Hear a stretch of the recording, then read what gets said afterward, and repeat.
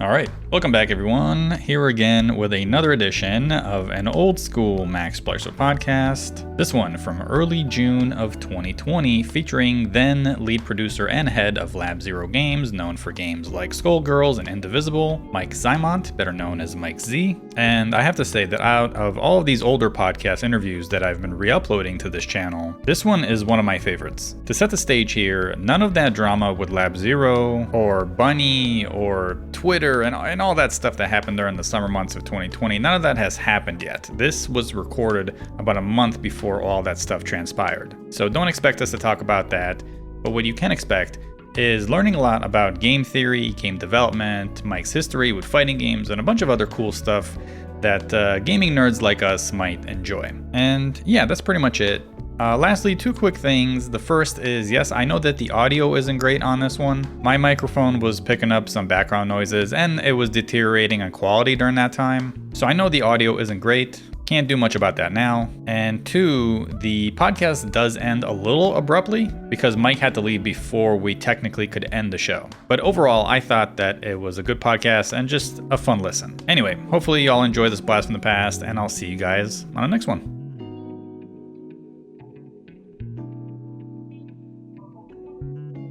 So I listen to a lot of what you have to say. Sorry to hear that. well, I mean, whether it's on Twitter or like YouTube, first of all, I really want to know about your background in the FGC because I've listened to you talk about so many games to like such a high degree of understanding, and like you really break it down for like dum-dums like me.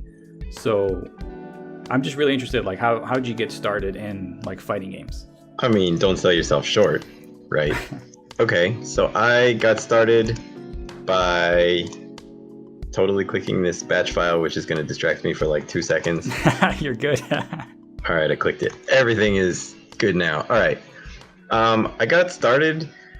I guess I should go back slightly further than the FGC specifically, because I've always been someone who sort of takes things apart. You may not know this, but I wrote one of the original facts for Super Metroid detailing a bunch of glitches that other people hadn't found yet. Oh, wow. So I don't know if you've watched Super Metroid speedruns or anything, but they use a couple of them in speedruns, which is pretty cool. I'm not responsible for the speedrun uses, but I'm responsible for discovering Mockball and Speedball and the stand-up glitch against Mother Brain, which is really funny because a bunch of the speedrunners are like, yeah, we do this. We don't know how it works. And I'm like, I know how it works. But I guess the stand-up glitch, I can actually give you an example of, like, I guess what I've done with video games for pretty much my whole life, right? Because I knew for a long time that I wanted to make video games, and I was really interested in how they were made. So I was looking at programming from like 13 and on, right? So like the stand-up glitch in Super Metroid works like this. Mother Brain pastes you with Rainbow Beam, which steals a bunch of your energy. And after you get to the point in the fight where she's doing that, each time she does it, the game checks, is the next one going to kill you? Right? Like as soon as she drops you, the game checks, is the next Rainbow Beam going to kill you? If so, then that sets the next Rainbow Beam to be the one that's going to trigger the cutscene. So what you do is, before the point where it checks, is the next Rainbow Beam going to kill you, you take off all your suits. So you lower your defense as much as possible, right? Mm-hmm. And then it checks, oh, okay, the next Rainbow Beam is going to kill you. And then she starts to charge up the one that is set to be the cutscene. And then you put the suits back on, which raises your defense. And the thing on Samus's sprite that checks, is the next Rainbow Beam going to kill you, then force you to be crouching on the floor, says, oh, okay, well, you're going to live through the next one, so I'll let you stand up, right? So then Samus is allowed to stand up, but Mother Brain still goes through the routine that plays the cutscene. And you have to be not on the floor for the rest of it because it forces you into crouch at several points during the cutscene setup. Mm-hmm. But if you're not on the floor, then you just go back into falling and you can continue to jump. So like that was an example of, I was really curious about how that cutscene worked. So I looked into, when it decided it was going to kill you or not, because one of the things that I noticed is you get to the end and you have gravity suit, various suit, and regular suit. And I think putting on both of them lowers your damage to like 1/8 of what it would normally be or something. I'm sorry, my numbers are fuzzy. But so I noticed that when I got there with specific amounts of energy left, she actually does kill you because the check's not quite right. So it'll do the thing where it says, oh, the next beam's not going to kill you. And then if you like run into her before she shoots you, or if you were at the right amounts of energy, she doesn't do the cutscene version, but it kills you anyway because it saps enough energy that you die. So I was really curious why it was doing that. So I started taking off different suits and seeing at what amounts she decided when she was going to do the cutscene and not. And that was how I discovered that bug. But like, I've been approaching games like that since forever. I don't know. I guess that's just me. But like, I tend to notice when something doesn't work and then want to go and figure out how to either make it not work or make it work. I guess I should also say that I play games in a very frustrating way for almost everyone who's ever played a game with me. Because if the game starts you out facing a direction and then says, you know, go destroy the thing over there, I'll immediately turn around and do something else. And like several people that I've played games with throughout my life are just like, why don't you go do the thing you're supposed to do? But like, that's me. That's always been me. So back to the FGC part.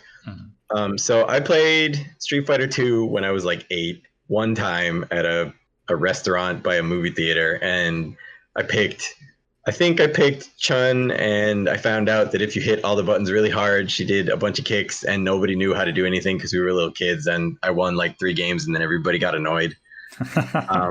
There was no skill involved, nothing. But I should fully fess up that I hate Street Fighter 2. I liked it at a button mashing level, but I absolutely hate playing it. The arcade by where I lived that I could bike to got really into the Street Fighter craze. And they had like 2 whole rows of like 12 Super Turbo machines when Super Turbo came out that were filled with people constantly. And I hated playing that game. I mean, I was also a little kid and I was trying to learn things, but like Super Turbo has never appealed to me ever. It's immensely frustrating.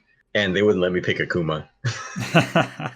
But so like they also had Lucky and Wild, and I thought that was way better than ST, and I played the heck out of that. And they had like 3D Pac-Man, and I played that a ton. And they had Super Off-Road, which is another game that's really fun for people and terrible for arcade owners, because as long as you put in like $1.50 and you got your truck powered up enough and you had enough nitros, you could then basically play forever. So they'd make $1.50, but they wouldn't make, you know, $30 off of the people that came up and played it for like 6 hours. Yeah.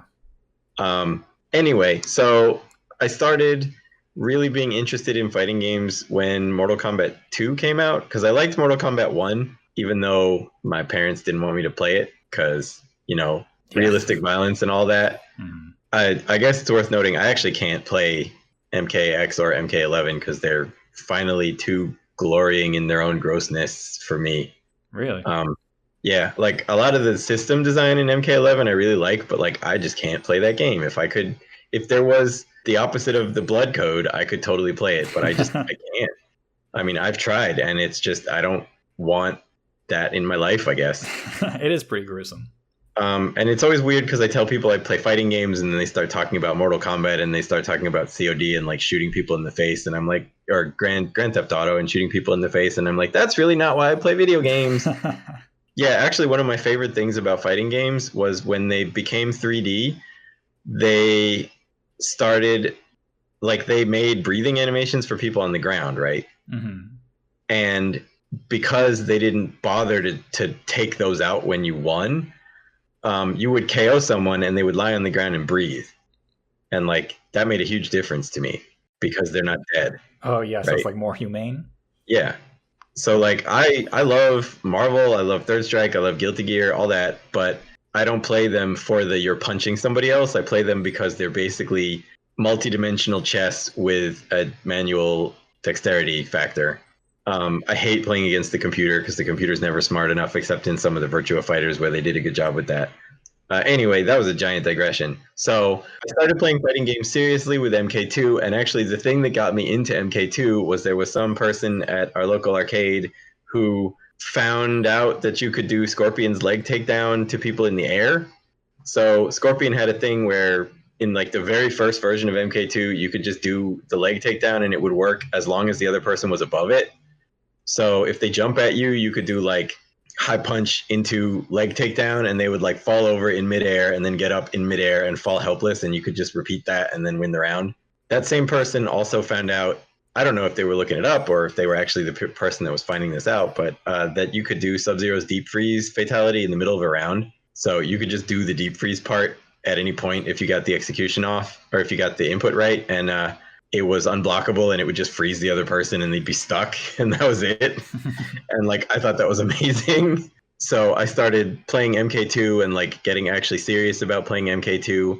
And then pretty much the thing that made me get into fighting games happened, which is X-Men vs. Street Fighter came out, and then Killer Instinct came out.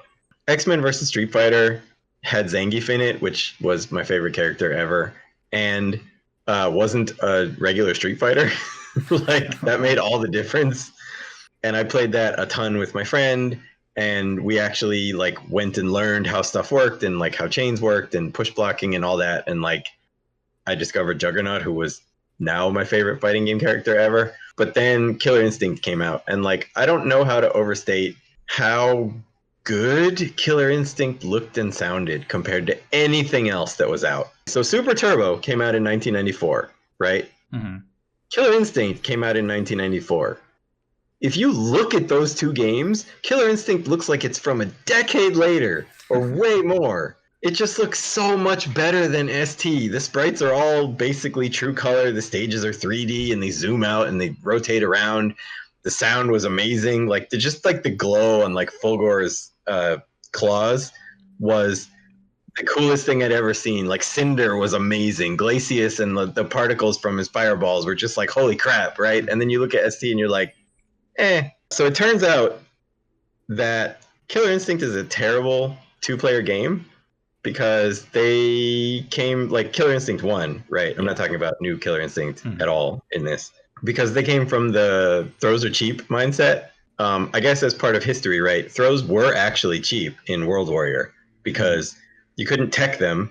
You could throw people out of block stun or hit stun, and there was no reversal window on wake up, right? So if you knocked someone down by anything and then you did a jump in meaty that they were forced to either block or get hit by because there was no reversal window, then you could throw them out of the resulting stun, whether it was block stun or hit stun, and they couldn't tech it, and you could just repeat that until they were dead, and there was no chance for them to get out unless you screwed up. So, like, throws were actually really broken in the very first game that ever existed as a fighting game, right? And then fans of Yayar Kung Fu are going to come after me, but fine. But then ever since, there have been throw techs and reversal windows and stuff, like, they're not cheap anymore.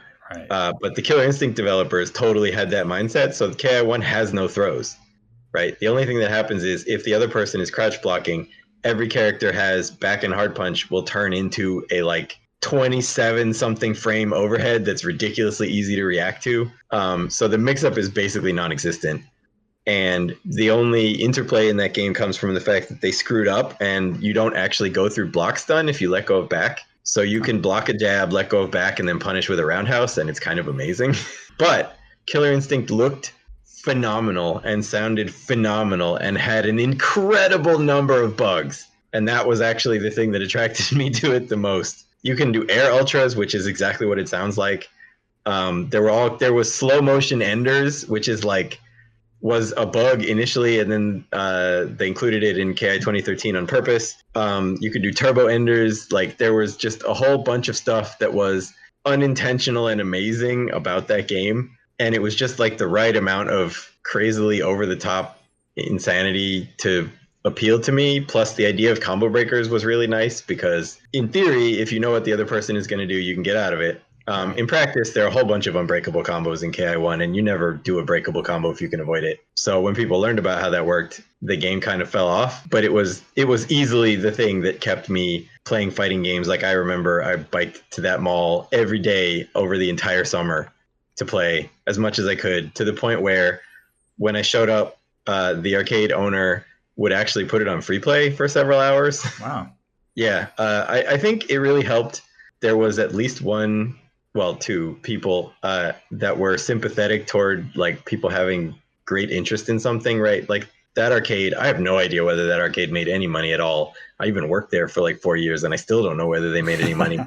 But yeah, they would put KI on free play for like a couple hours every day while I was there. So I must have cost them a huge amount of money. I don't know. But yeah, so it kind of went from there. That was like, I sat down and understood like how fighting games worked and why you did things and why you wanted some things and then not wanted other things. Not wanted. Nice work, brain. And then Marvel 2 happened, right? So like there were a lot of games that I was moderately interested in.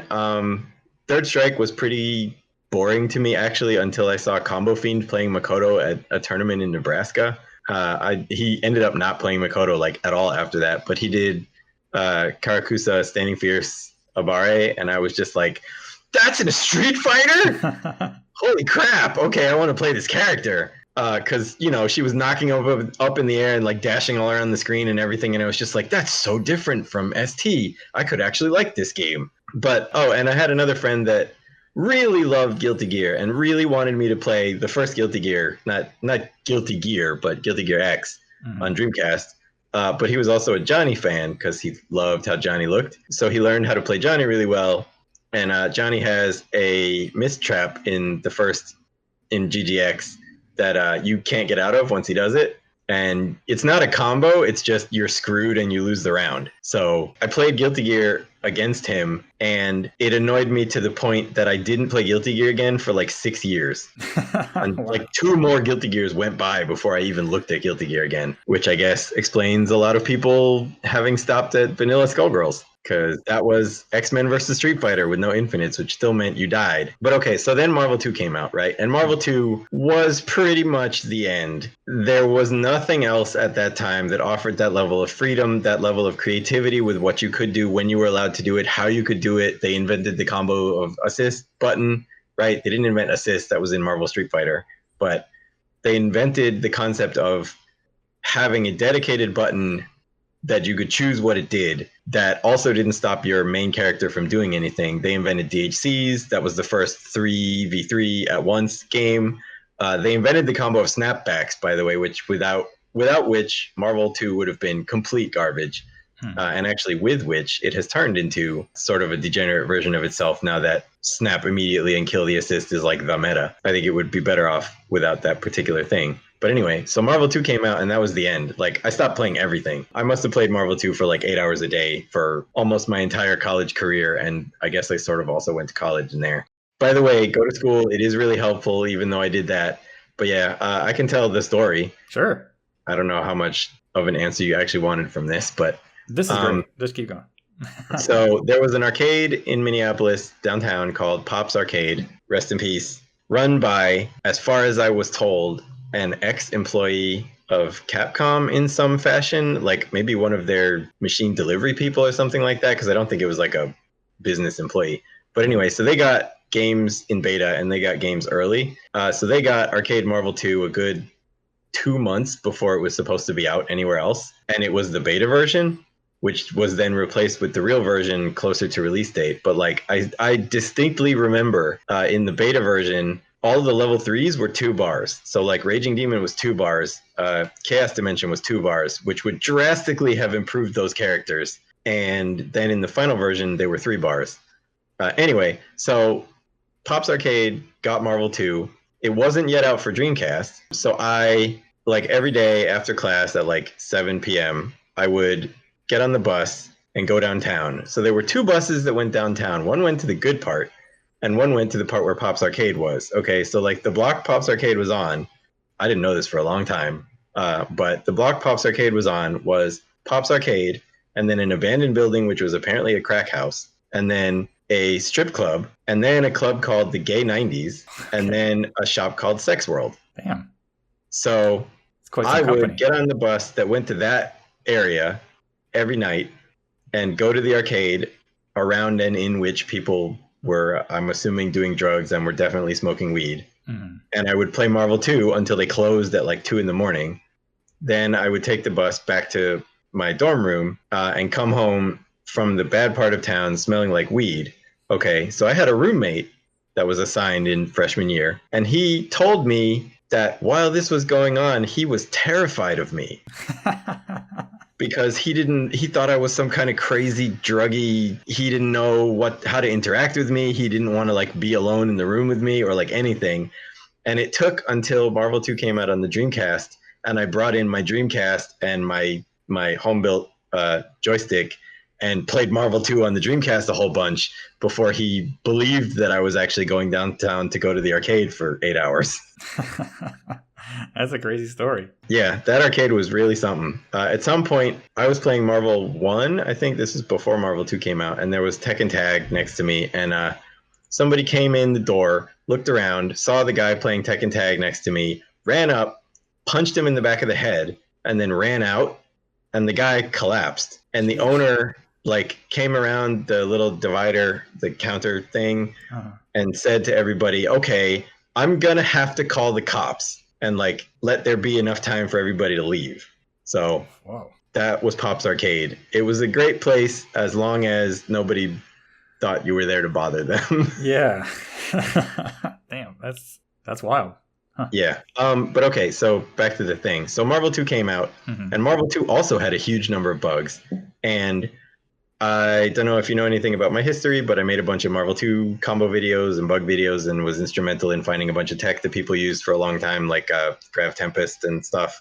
So a large part of why I did anything with Marvel 2, like trying to break it open or whatever, is because this is, I guess, another interesting story. But so it's to shut Vaisant up. Right. So in Capcom IRC back forever ago, Marvel 2 came out and people were discussing how the systems worked and like that they seem to have finally figured out what to do with flying screen to make it as good as it could possibly be and like not let you set it in normal jump and a bunch of other things, because flying screen was what led to a bunch of the problems in the other games. Like in X-Men versus Street Fighter, you have all the really easy infinites in the corner because you can cause flying screen during a normal jump. So they took that out of Marvel 2, and Vaisant was like, yeah, they did everything right in this game. There won't be any infinites. And I was like, okay, that has to be wrong. There's 56 characters. They couldn't have possibly gotten everything.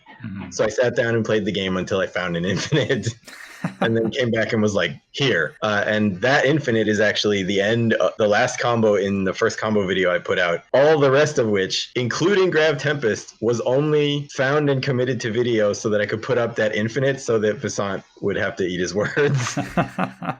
Spite is a powerful motivator, I guess. Yeah, I guess. But yeah, so there's been a lot of like, basically, so I spent a lot of my life analyzing how games worked from the outside, like what they let you discover about them and figuring out what that meant about how they were actually put together. Right. So I guess that was one of the things that really fascinated me about fighting games, because there's one thing you do, right? You play these characters in the fight, and there's a whole bunch that you can learn about how the game was put together by how different things work. And I found that absolutely fascinating. And then, of course, you can play against other people and lose a whole bunch. And I found that also absolutely fascinating. But there was another thing about fighting games that was really attractive to me, which was the people who play them are the type of people who will notice when something doesn't work right, because it's really important to playing them, right? So like if you hit with something and it works weird in one instance, like people will notice and they'll take the time to look at why. Because if you can make that thing work weird, it could be important to you. Or if you can prevent that thing from working weird, it can be important to you to not mess you up. That was just exactly the type of person that I was interested in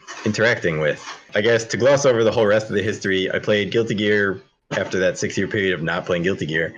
I played Potemkin for a really long time. I played Third Strike Makoto because she really interested me. I played Marvel 2 because the whole game really interested me. I played Tekken Tag because Kuma and Raja existed, and how can you not play them? But I pretty much play the one character in every game, right? Like there's a character that really interests me. So I play the game, but I don't really play the game. I play that character, right? Like I don't really want to play anyone else in Third Strike except Makoto. I don't really want to play anyone else in Guilty Gear except Potemkin. I played Mei for a while, but then they made her command throw worse. So that's pretty much been how I've always approached things. Like I played Just Tager in BlazBlue, and I like seeing how different games work together, how they work differently from each other, and what choices they made the same way and what carries over from one to another. And I also found that, and I guess this is for the people that are like, games are complicated, I can only learn one at once, right? I found that I played and learned some of the best that I ever have at Family Fun, which had Third Strike and Marvel and Guilty Gear on either consoles or in the back, all next to each other, and later BlazBlue also. Because when you get frustrated with how something works in one game, or you lose at one game, you can go play another one, and it like keeps your mind elastic. Like you stop getting stuck in the rut of like, this one thing's not working, because you can go play a completely different character in a completely different system. And it helps you not get stuck into like, this is exactly how this one game works, because you have to go play something that has a different number of buttons, or the buttons have a different function, right? You go from Third Strike to Marvel 2, and suddenly your fierces are in the middle and the other two buttons are assists. You go play Guilty Gear, and suddenly all the buttons are different, and throw is different, and like it really helped maintain interest in all of the games, and also helped you improve at all of them simultaneously, because you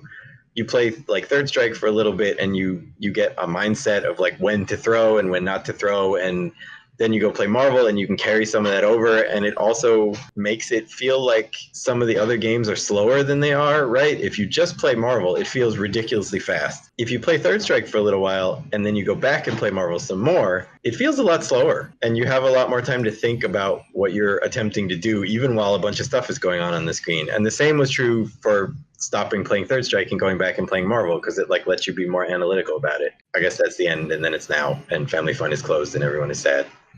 Yeah. So, I mean, just to piggyback off that, because I actually spoke about this with Stumblebee last week, and I guess just a bit of a background. So I don't want to say like I'm not built for like tag or like versus fighting games, but like I just have little amounts of playtime and things like Marvel or like Skullgirls, and I don't know if it's just like commitment to playing multiple characters, but maybe you can help me here, because I can't really articulate it. But like tag fighting games, especially ones with like 3 characters and assists, they're just so fast for me. And I just, even when spectating, like I can't develop eyes to really follow the action. If there aren't like experienced commentators just dictating what's going on live, I would be lost. Like I was telling Stumblebee, especially in Skullgirls, because I've been trying to spectate more of that, is that I can see the combos, but I can't see the resets. Like I don't know when the resets happen. So all I see is like combo, and then like I go blind for a second, and then like it goes back to a combo. Like I can't see them. They're so fast for me.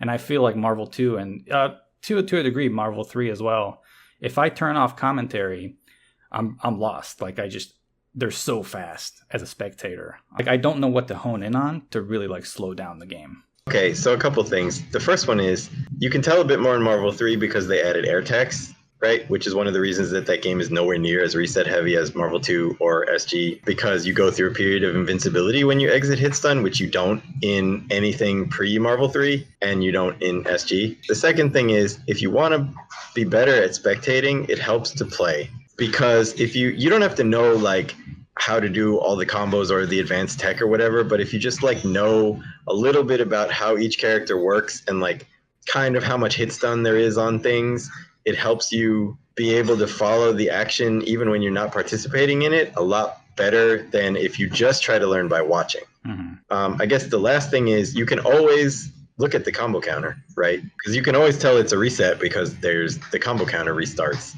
Mm-hmm. And SG very specifically pops it back out immediately. Marvel 2 didn't. It let the old number go away before it would start showing the new count. There's also a small spark that happens whenever you get reset, like whenever you recover from hit stun in Skullgirls. You have to know to look for it, but it's there. It wasn't as helpful as we had hoped, but it exists. Right.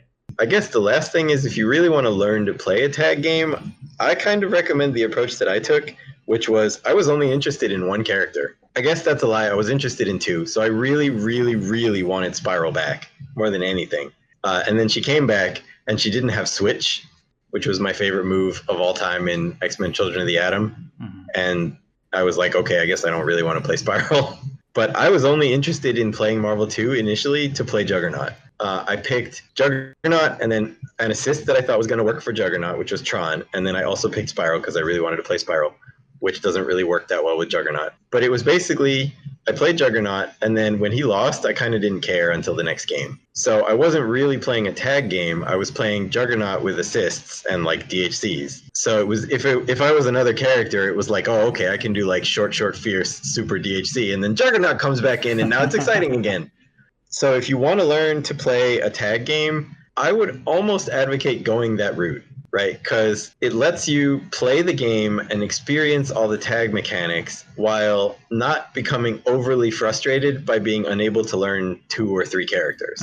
It sort of helped to play Juggernaut in Marvel 2 because very early on, I found the power-up glitch, which was simultaneously found by a bunch of people in a lot of places because it's a really obvious thing to do. But the power-up glitch is basically you do his power-up move, which is supposed to last for 1 attack, and then you tag out. And because they redid how tagouts work, so in X-Men, it cleared the power-up flag properly. In Marvel 2, it didn't. So you would come back in, you wouldn't be flashing anymore, but your damage would still be increased and it wouldn't go away. So what that meant was basically that not only was I playing Juggernaut with 2 assists, I was actually just playing Juggernaut with 1 assist because I was playing Juggernaut and then giving you a free hit on whatever character I tagged to because I didn't care. And then they would die, and now it would be Juggernaut and 1 assist, but he's like double Juggernaut. And that like kind of eased into the whole playing 3 characters thing, and it really helped. Like beyond anything, it really helped to just have 2 characters that I just didn't care about at all. I mean, I thought they were cool, but it didn't really matter. And it took a long time, like probably a year or more, for me to figure out the rest of my team. Some of that was because there were a lot of characters in Marvel 2, but some of that was because originally it was Juggernaut, and then it was like, oh, okay, Tron's assist does a lot of damage, and if you put it with Juggernaut, you can kill someone with really simple stuff. So I'll pick Tron. And then there was no third, because I didn't care. So for a long time, it was just Juggernaut. And then I sort of started learning how to play Tron because she was the other character that ended up alive most of the time. And then by the time I found her interesting, then it was, okay, well, what assist can I pick that will benefit Tron? Because it's not going to be Juggernaut because he'll be dead. And Dr. Doom benefited Tron really well from one specific instance, which is if you do a drill and mash it the full way, then the rocks that you called at the beginning will come out and keep you safe. And if you can't do that, it's a terrible assist for Tron. But then I picked Doom to just put at the end to like have, and it took it more than 2 years before I was like anywhere competent with Doom or even cared about playing him at all, aside from jump up and shoot photon arrays or photon shots, and that was it. So if you're going to spend time with a team game and you have problems with just like not wanting to play 3 characters initially, there's always the option of playing solo in Skullgirls, which is basically what Juggernaut power-up was, and then add another character that the assist works well for your first character and like sort of stop caring about them. And then after you've gotten down how to use assists with your first character, then you can switch to like, now I'm going to start my second character and they're going to die really fast, but maybe I'll learn some things and go from there. Don't leap into like trying to have all 3 characters all at once, because that will overwhelm basically anyone. Right. Yeah, that's actually really good advice. What you just touched on it, but what we've been doing. So I play Skullgirls with just a friend. We're like, very green. We just started, and I really like Peacock. I mean she's such a cool character, I think. And we've just been playing 1-on-1 and just kind of slowing the game down a little bit more. But I remember just recently he decided to pick 3 characters, and I just stayed with Peacock on 1, and he he actually played worse playing 3 characters. It was pretty funny. Also, he didn't know about the fact that like it's scaled, so he dies a lot or his character dies a lot faster. Yeah, if he's playing 3-on-1, which is such a cool mechanic because it's balanced, so it's cool to see. But it did slow the game down when we're just playing 1-on-1. So I really do like that option. Yeah, I mean that came from how I learned to play Marvel 2, right? Don't go from 1 to 3. I would go from 1 to 2. Because it gives you all the things that 3 does. You just don't have to worry about a third character that you don't have time to put any time into. The other point to make is that like solos are still viable in SG, so don't feel like you have to pick a second or a third character if you don't want to. I guess the other part that really helped for having a character that I liked so much, because like I can't overstate how much Juggernaut's character design is everything I ever wanted out of a fighting game, or at least powered up Juggernaut is everything I ever wanted, right? It's like, I'm going to let you hit me in the face so that next time I can hit you in the face, I win. And confirm off of like a 2/3 screen crouch short into a super for 95% damage. And you're just like, yeah, it did the thing.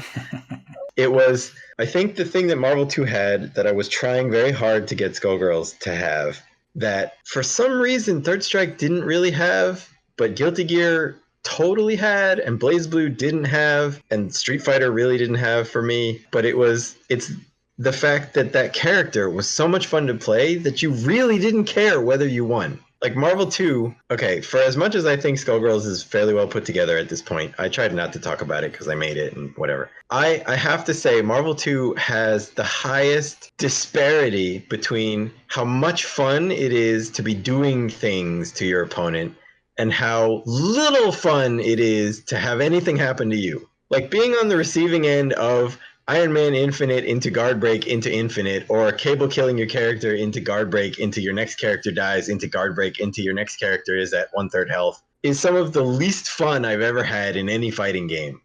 But being on the other side of that is just like the best feeling, right? So Marvel 2 to me exemplifies the fact that really in a fighting game, what you're trying to do is give the other person the worst time possible. It's just that in Marvel 2 specifically, it's so much fun to be dishing it out that you really don't care when you have to take it. Right.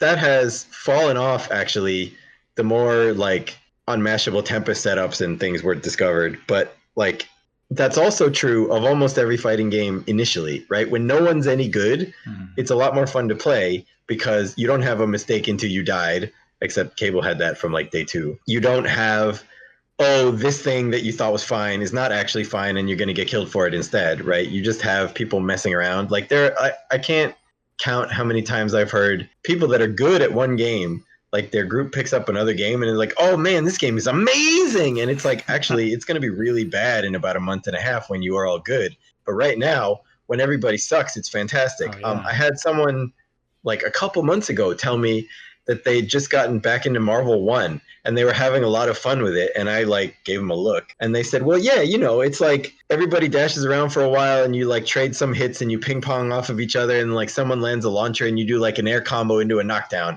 And I'm like, okay. So you're not enjoying Marvel 1. You're enjoying like no one knows anything about it, Marvel 1, right? Which is pretty fun. Yeah. But when you know how to like do Red Venom's Infinite or like the Gold War Machine chip junk or like how to play Strider, right? Like it, or how to play Wolverine, it deteriorates really quickly. Yeah. So yeah, like the keeping it at the point where you know enough about what you're doing to still have fun and learn is like the key to really getting into anything. And I think for the games that people end up into is whichever game they were fortuitous enough to have that happen with, right? They had a group of people who were learning alongside them. And I can give you a very concrete example of this from Marvel 2 again, right? Which is Iron Man's Infinite. So War Machine's Infinite is in my second video, but it was like a dumb version that I didn't try much or spend much time on, and it was only Juggernaut and whatever. And then some other clever person found Iron Man's Infinite, which works on everybody and is really easy, and everybody's seen the video and all that. Iron Man's Infinite made a lot of people quit Marvel 2 because what it did was it raised the payoff for basically staying at the same skill level. Like you still don't have to know anything about the game to be able to like call Psylocke and do that Infinite, or call Cyclops and do that Infinite, right? Or call Doom and do that Infinite, for crying out loud. So the payoff for not improving very much at your offense was now you can kill people, and the payoff or the required advancement on defense was now you have to be able to kill Iron Man without ever giving him one of those setups. So there was a huge disparity between basically Iron Man players and everyone else, where Iron Man players went, oh man, I'm winning all these games now, and everyone else went, maybe I want to play 3S. Because like the advancement in Iron Man player ability was like teeny tiny, right? And the advancement in defense or team composition or whatever else needed to overcome that was gigantic. So you either went one of two ways. Like you either saw that and you went, yeah, okay, that was enough of this game. Or you saw that and you went like, I'm in this far, I'm going to learn how to beat this. Right. For people to really end up into a fighting game that they'll stick with like forever and ever and ever, it's pretty much key that moment when somebody else gets good enough that you have to really improve happens after you're already invested enough to be trying to improve. Does that make sense? Yeah, that makes a lot of sense. Right. Like so if you picked up Marvel 2 at the beginning and you played against somebody who played Cable, sure, they would kill you with air hyper viper beams in like a couple weeks, but that was pretty much it for the neutral. Like they would jump around and hit Fierce a whole bunch and like use some viper beams and whatever, but like nobody used grenades. People didn't really use stand roundhouse. There was a lot of stuff that had like giant holes that people hadn't figured out how to get around yet. So there was the opportunity for you to find one of those holes, and then all of a sudden this cable game plan really sucks. Iron Man kind of killed that because he just got up in your face, and then if he hit you, you lost that character. So whenever that jump in game knowledge happens, needs to be at a spot where people are already invested enough that that doesn't just immediately make them not want to play anymore. I'll give you a different example, which is actually ST Vega. So I don't know how much you ST, but like ST Vega has a bunch of things that are good about the character, like pokes and the rest of that stuff, but he also has wall dive mix-ups, which is do a wall dive, pick left or right, and if you hit, it knocks them down, and you do another one, and then on their wake up, you pick left or right, and if you hit, you repeat until they die. And it is one of those other first order optimal techniques that it was very lucky people didn't find until they were already really interested in the game. Because if that would have been one of the things that was discovered really early on and there wasn't anything else, like, because you can make it reversal safe, like you can have him switch sides after the reversal would have started up so dragon punches won't hit or whatever the hell. That's probably wrong, and ST people are going to destroy me for it, but I definitely know you can make dragon punches come out the wrong way with it. But it's so good and it's so simple, and it requires such a higher level of defense than the offense level that it would have made a bunch of people quit if it had been discovered and abused earlier than people had already been like super invested in the game. Yeah. Right. So I think it's kind of key for whatever fighting game that either you can eliminate that kind of stuff, or that kind of stuff is obscure enough that it won't happen until people are actively interested. Right. Like, I mean, the goal of SG's infinite prevention system was to eliminate that kind of stuff. It didn't work early on by itself because I made it nicer right before the game came out, which I shouldn't have. But the way SG is now, like, you can pick it up and you're not going to get killed in one touch with no resources. So you actually have a chance to play, or at least to like learn pretty much no matter what. But yeah, sorry, those are just some of the examples that I use of like what difference it makes to learn a fighting game when. That makes a lot of sense. It's also exemplified in what me and my friend are doing. We're same skill level. We've never touched these games, but we're enjoying both Skullgirls playing one-on-one and then playing them fighting herds. It's just, we don't know anything about these games, but we're just enjoying the time we're spending them through just learning, and just it's satisfying enough where we just want to keep playing because it's fun, and we haven't found the cheap shit yet. So it's right. I think that's the other thing that a game really needs to have is, and I guess I'm lucky because especially like older fighting games, since they didn't really know very much about rules and whatever, most of them, and like they all had bugs and they never got patched because they were arcade or console releases. Most of them had stuff to explore, right? And I think it's really key to keeping players that a game have things for you to find while you're playing it. It should allow you to be creative with the character that you play, and that'll keep people playing long after they get destroyed by someone who really knows what they're doing, because the enjoyment of discovering things and of actually just playing the character themselves is enough to keep you there, right? And I hate to do this, but I have to because it's a really good example. Street Fighter V and Strive both so far have failed to have this for a lot of people. And I'm going to stop talking crap about Street Fighter V because I'm not talking about the current version. I'm talking about during the betas of Street Fighter V, you could see the opposite of that process occurring. What would happen was, particularly if you watch like the patch notes for Ryu, you would have people who would discover things like, oh, if I juggle into standing roundhouse, then the other person gets popped up and lands on their feet and I can choose a left, right. And it's really fun to mix people up this way. Was in like the first beta of Street Fighter V. And then the next beta was, one of the patch notes was fix this thing. So now it didn't work. And then the Ryu players would say, okay, well, they took that out, so let's try and find something else. And then they discovered the same thing with, I think, close strong. If you like hit someone with close strong, then you could do a left, right. And they really enjoyed it. And then the next version of the patch notes was took that out. And it's like the developers were systematically reducing the number of creative ways you could play the character down so that people would play them the way that the developers wanted them to be played. To me, that's how you ruin a game. I mean, no opinions about Street Fighter V, whatever, I don't play it. But that process is the wrong thing to do.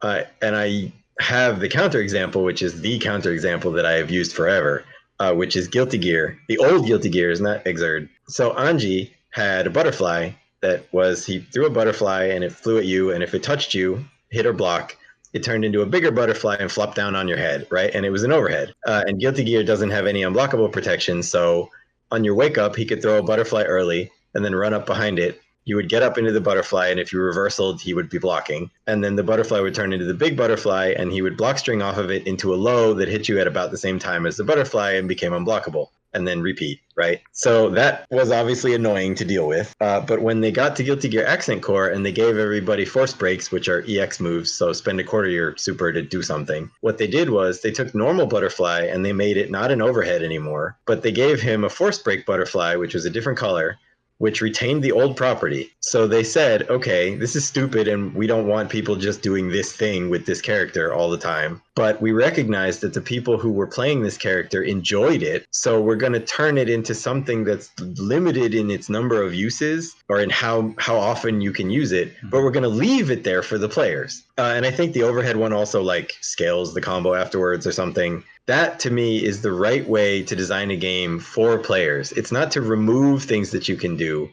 It's to leave things that you can do and try to reduce how many of them are just stupidly broken. Right. I guess the digression there is if your game has a lot of those things that players can discover and can like make their own about a character, you stand a chance at retaining a lot more of your player base, because if there's something fun that I enjoy doing, no matter how stupid it is, right? I like doing Concho with Sarabella because it's funny. So like Concho kind of sucks, right? It's not something that good players use all that often. They only use it for like corner mix up and whatever, but it's really fun and it's always there, and it's not that great, but it's still there and it still works the same way.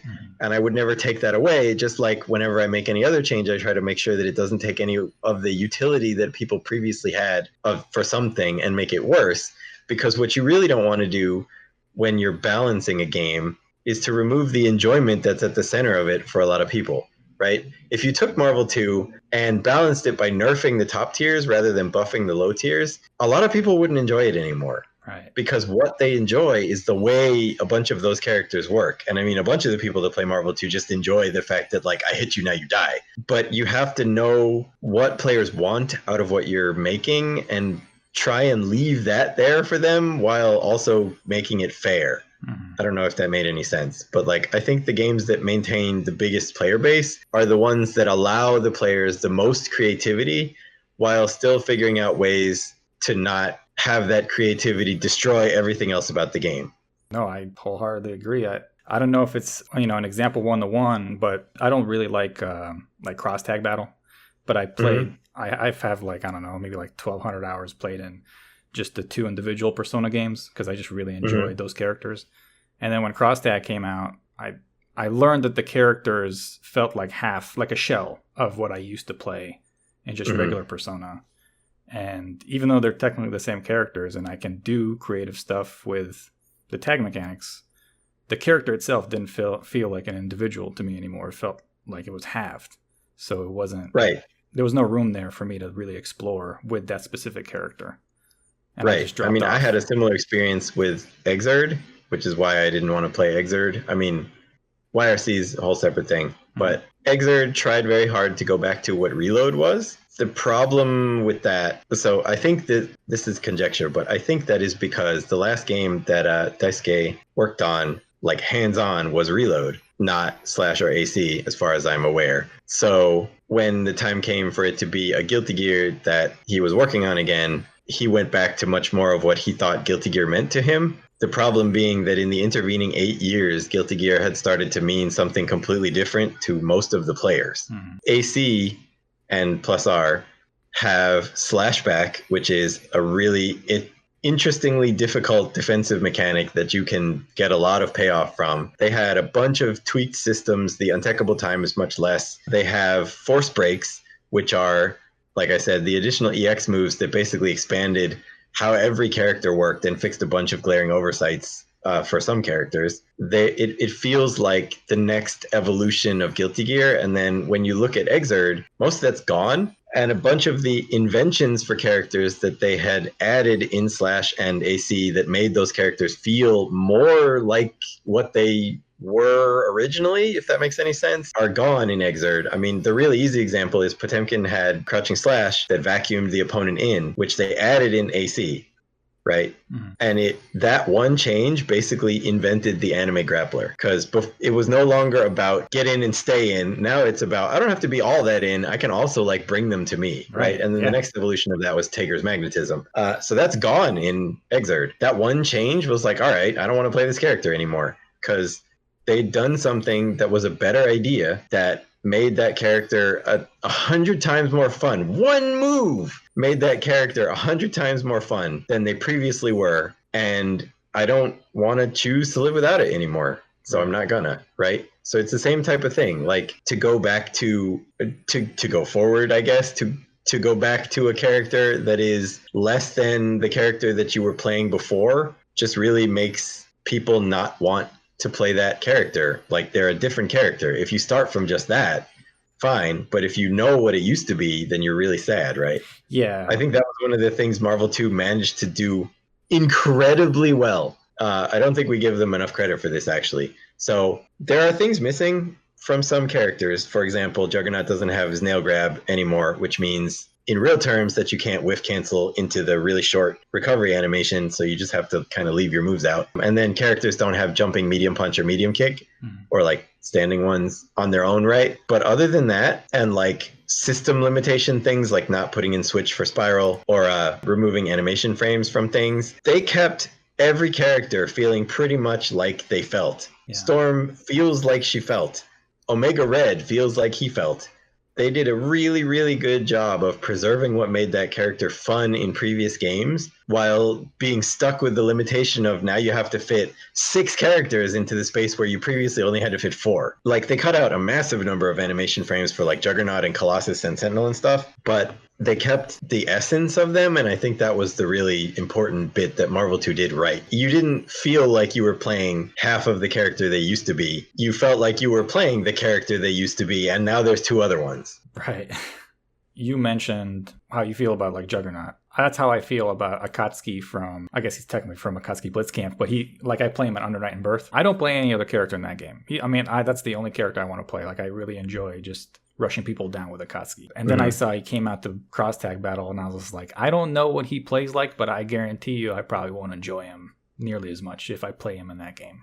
Yeah, well, you need to keep the essence of what made that character, right? Like Juggernaut is an easy example. Like for me, if they kept stand fierce, forward fierce, crouch short, and head crush, he's Juggernaut, and I don't care. I don't know that a lot of developers go through that process for each character. Like I know because I worked on Killer Instinct, and I'm going to try and not say anything NDA'd here, but basically there was the concept of IP required, which was people above the dev team would say, this character really needs to have this. This is the stuff that we think makes that character them. And a lot of times when that would happen, it wasn't the things that made that character feel like themselves when you were playing them. It was things that made that character look like themselves when you were watching. And since it's not going to break NDA, I can give an example from a different game, which is Makoto and Dudley from Super Street Fighter 4. So I will give Super Street Fighter 4 and actually all of Street Fighter 4 credit for knowing how to make a fighting game that looks like exactly what they wanted it to look like, right?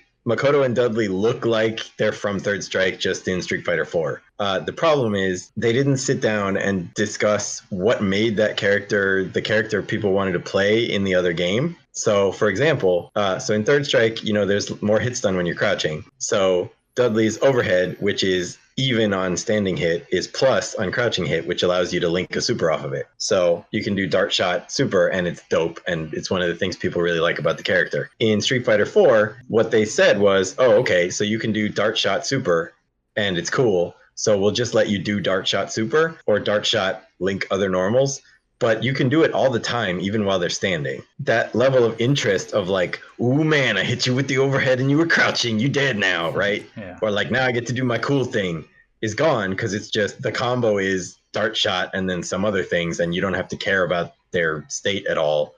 You don't feel like you did the right thing, you just feel like you did what was available. Does that make sense? Yeah. And then Makoto, so in Third Strike, what people like about playing Makoto, I mean, one of the things, I'm sure everyone likes different stuff, but one of the central ways that she works is she has decent problems getting in because a lot of her stuff is very short range or pretty risky. But once she's in, you can do anything leading into a rush punch, which leaves you within normal and command grab range, right?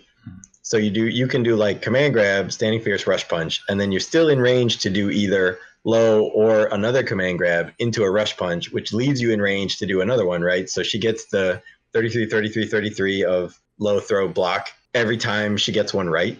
Whereas in Street Fighter 4, in Super Street Fighter 4, when she was introduced, her rush punch left her outside command grab range. Mm-hmm. So she was not that great at getting in a game which now didn't have parries. And then when she finally got in, she did one thing and then she was out again. Yeah. That analysis of like what really makes this character them is incredibly important if you're going to transfer a different character from another game into your game. And I do actually want to give credit here, by the way, because A, Under Night, and B, Smash have done an excellent job of this. Like Terry and Ryu and that stuff is not going to play exactly like Street Fighter in Smash, but they definitely play like themselves just in Smash, if that makes sense. Mm. And the other example I was going to give was Tekken 7 did a really damn good job with Akuma and Geese, which a lot of Tekken players hated because they didn't play like Tekken, but they felt like themselves just in Tekken, if that makes any sense. Yeah. Right. Whereas like a lot of characters, even when the same series iterates again, don't feel like themselves anymore because whatever it was that made them is gone. Mm-hmm. Yeah. There's a difference between a character looking like how technically you want it to look versus feeling like how it should feel. So when I first started playing like cross tag battle, I picked Narukami from Persona. I was like, the first thing I wanted to do was J2A cross up on the other side because it's like one of the mm-hmm. funnest thing to do in Persona. And he can't do that. Like he can only J or JB rather.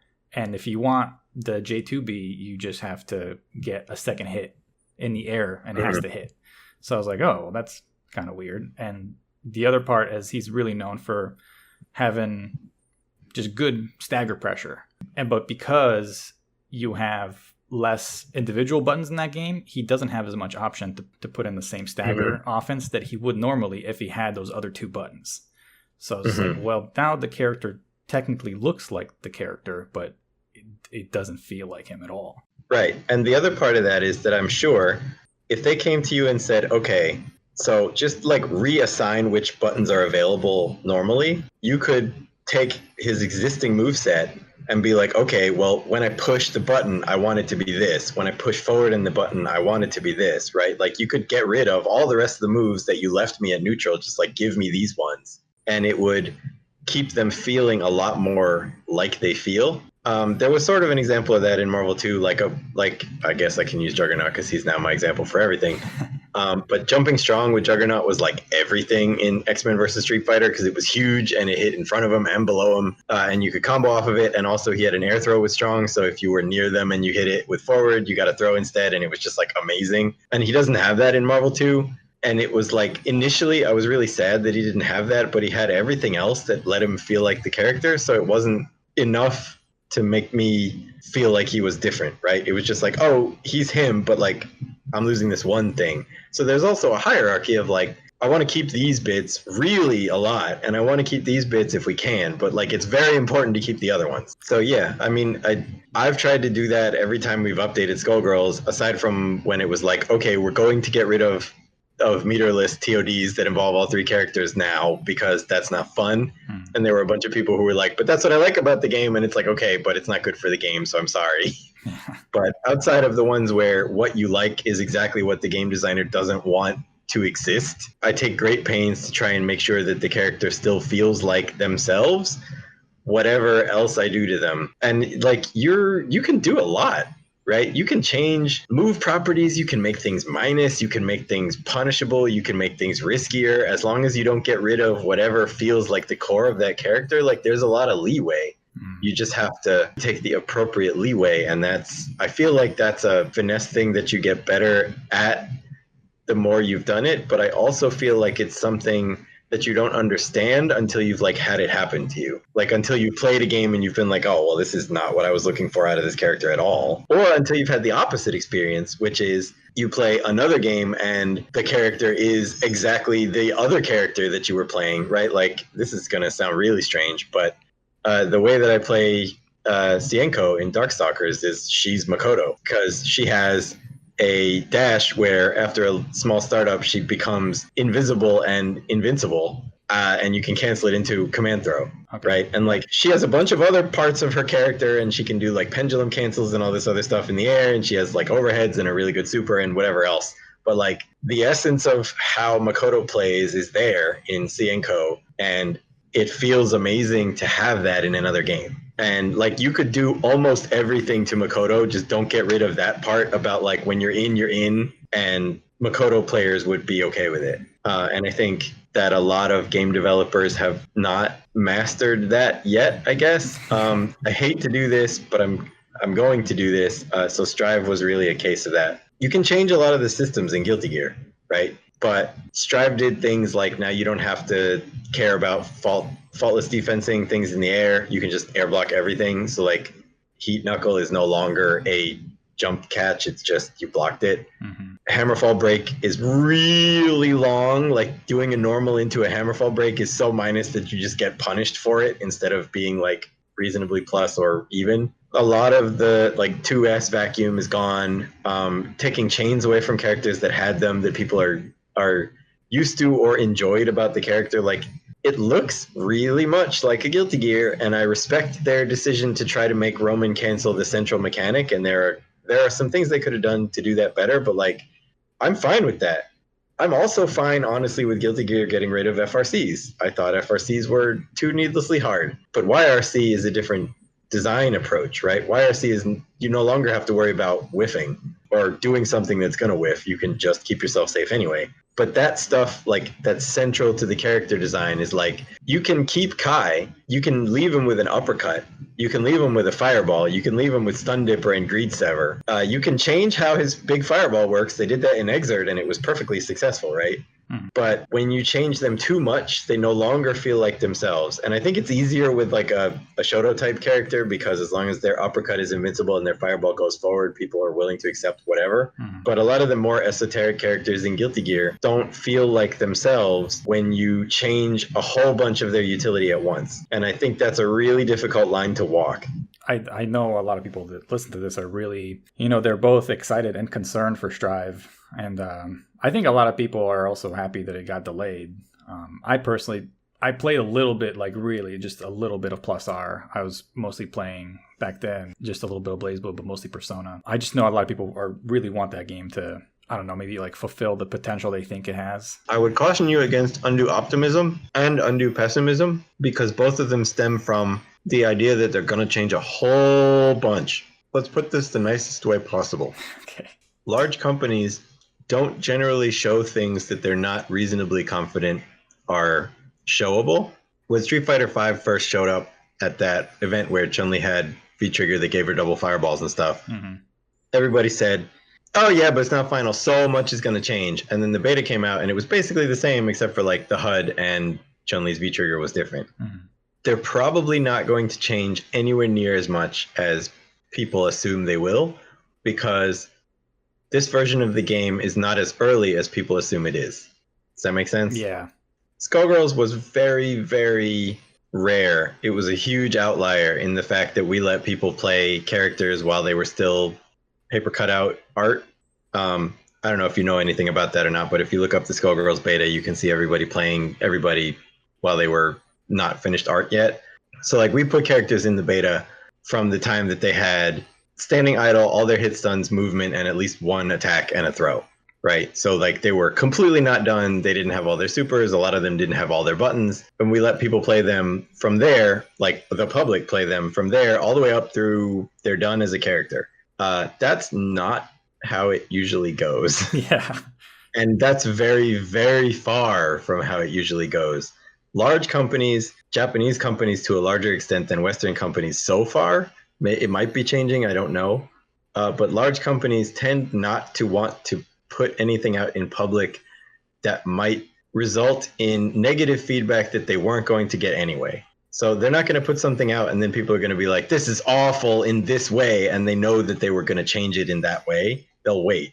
So for the people who think Strive is going to be a completely different game when it comes out, I think you are much too optimistic. for the people that are concerned that they won't fix egregious problems that were discussed, they probably will. I mean, some of it is a choice, right? I don't know if they're going to change the HUD.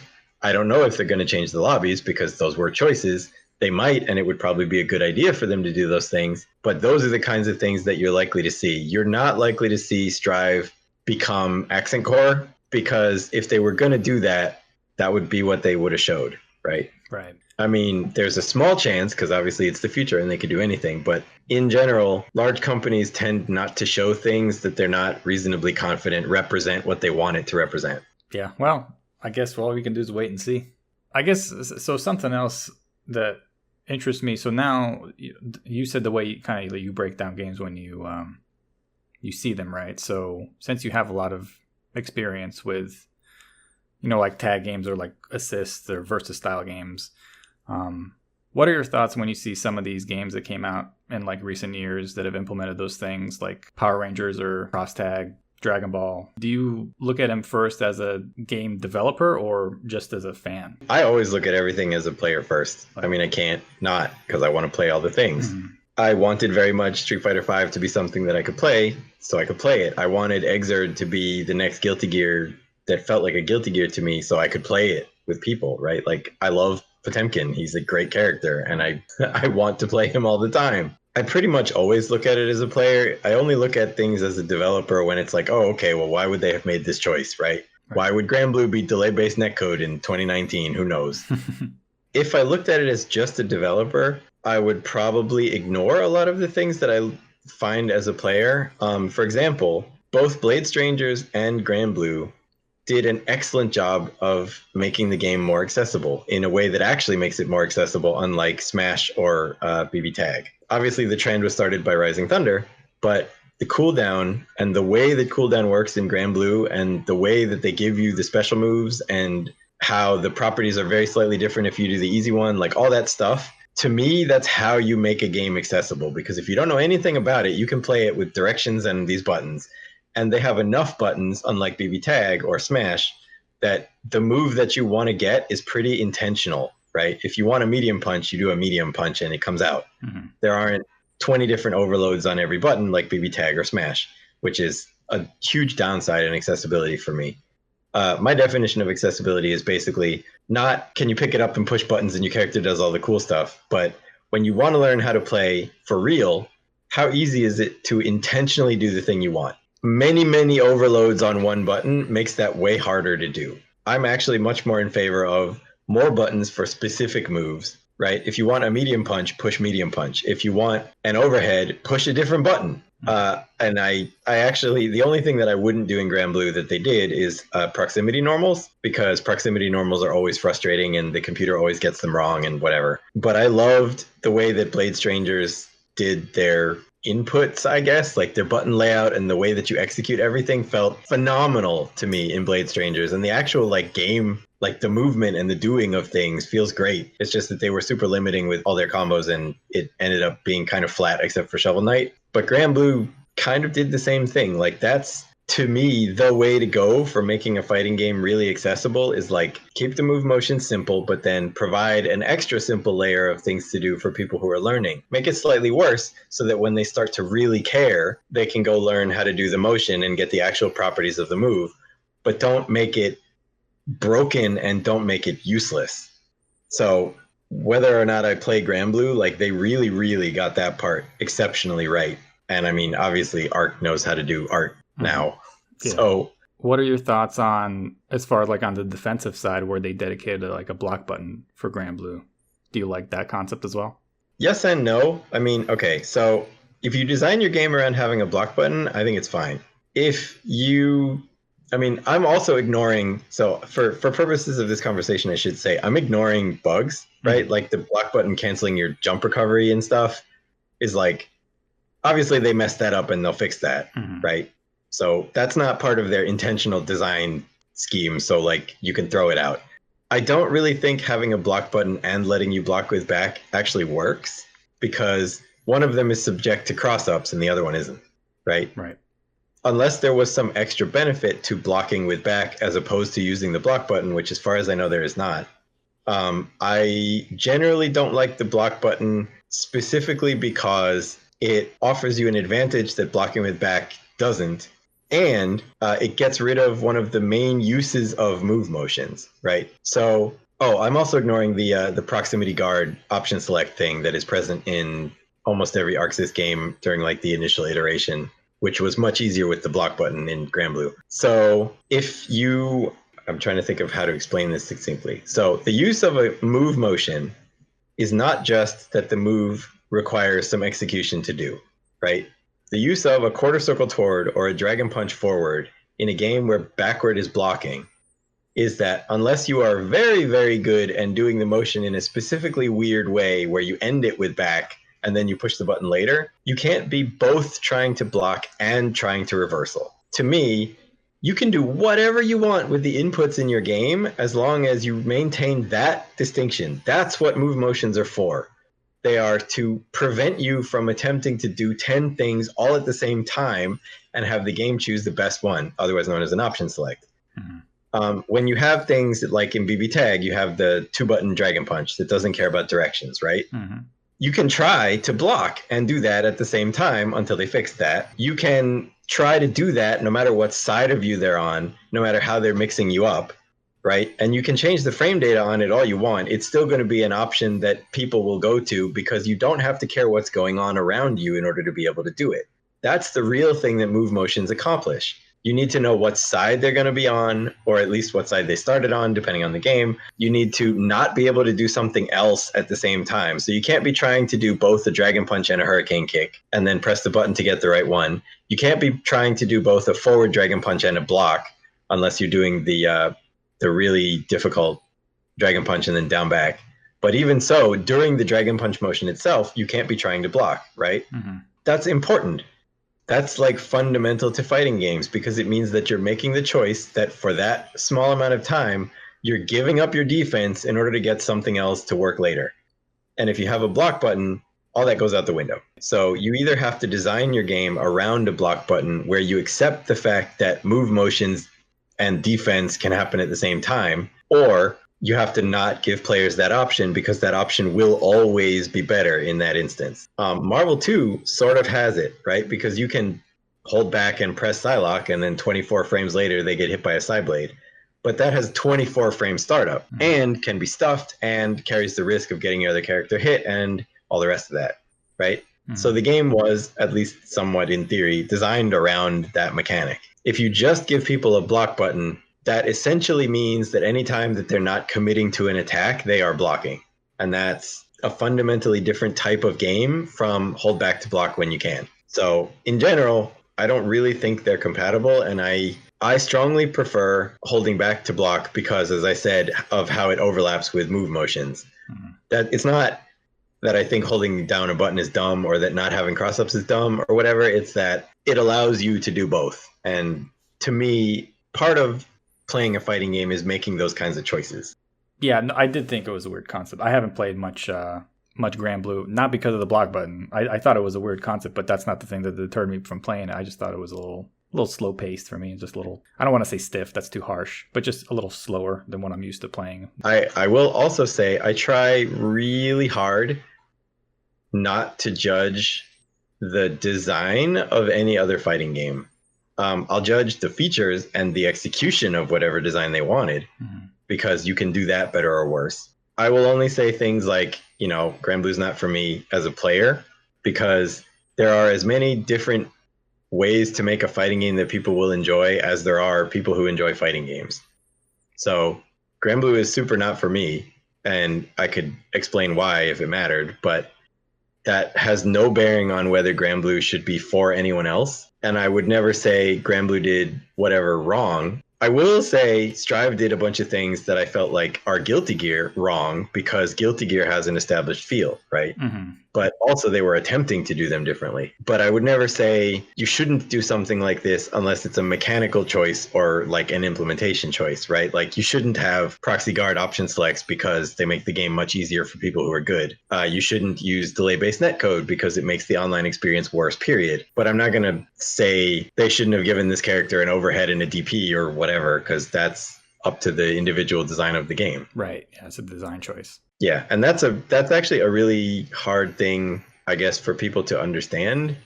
Probably about most game designers, but definitely in my personal experience about me, because people will be like, "Oh man, you crap on this game all the time. You must think it's terrible." And I'm like, the things that I'm talking about are things that they could objectively have done worse. I almost never talk about specific design decisions that other games made intentionally the way they made them, because that's what they wanted to do, right? And you can only evaluate that stuff like 10 years later when you find out whether it really worked. And it's weird because like players will very often be like, "Oh man, this game is garbage because they did this thing and I hate it." I will almost never say a game is terrible because of some design decision they made, right? Merkava has full screen, physical hit, invincible, grabby arm bits. Like, I hate playing against that, but I'm not going to say it was a bad design decision because it fits with the rest of Undernight. Yeah, no, that game rewards you hitting other people from across the screen. I mean, or I don't know if it rewards you, but it certainly seems to promote it. Everybody has some sort of an option to do it, like whether it's Phonon or it's Hilda or Grim Reaper. I mean, everybody seems to have something to be able to counter that. So it's not only Merkava. So that's why I understand why that game, gave him that. Because yeah, I mean, there's a big difference between this game tried to do something that worked like this and ended up messing it up, and this game wanted to work this way and I don't like it, right? Those are very different, and I try almost never to say the second thing unless it is a Guilty Gear that I think they could have done better at. Sorry, Guilty Gear. That's actually a great segue. I had someone down in like the YouTube comments for one of my podcasts. His name is Arrow, and he asked a question that I don't really have an answer for, but maybe you can speak to this a little bit. So he asked, do you think people have been looking at balance the wrong way in fighting games? Because you just touched on it. Some people are correlating this game is broken or unbalanced when it's really this game won't let me play the way I want to.